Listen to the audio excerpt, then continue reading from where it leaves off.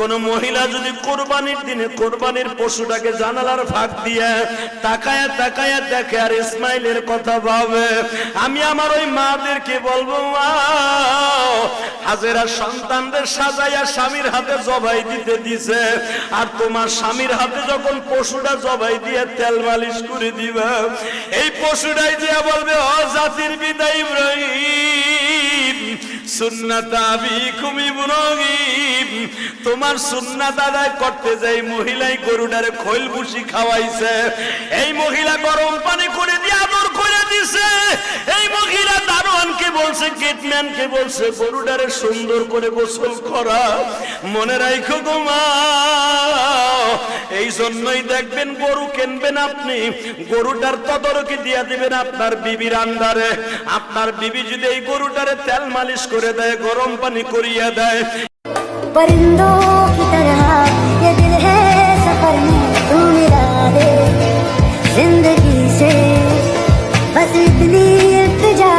तू आके एक दफा जो दिल ने ना कहा जान ले। আজকে থেকে দেশের প্রত্যেকটা জেলার হাট বাজারে চলে যাবে রাখালদের ভালোবাসার পশু। শুধুমাত্র টাকার কাছে হেরে যাবে নিষ্পাপ ভালোবাসাগুলো, আর রাস্তায় পড়ে থাকবে চোখের পানিতে ভিজে যাওয়া হাজারো টিস্যু। তোমার সাথে আর হলো না দেখা, দেখা রে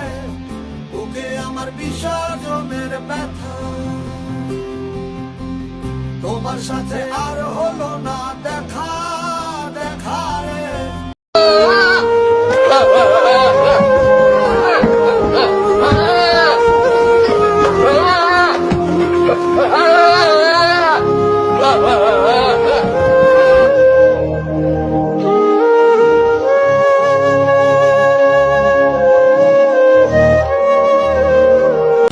টাকা নাই, গরু কুরবানি করতে পারো না, মন খারাপ করে কেন? দেনেওয়ালা তো আমার আল্লাহ, যারা আছে তাকে দিছে আল্লাহ, যার নাই তাকে না দিয়ে যদি আল্লাহ শান্তি পায়, ও আল্লাহ এত মায়া করে বানাইছো,